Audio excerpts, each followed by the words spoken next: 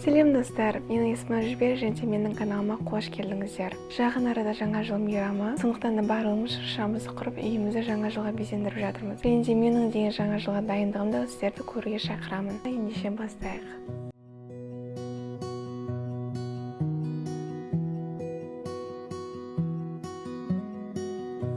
Алғашқы қар түнім менен жауды, көз ілмейді қарадым мен. Сүйем деушің қар жауған түнді, көрген түсті оралмады. Sağınış ayazday tündürüp şürekte, Fayda jür ekinsin ağa bana.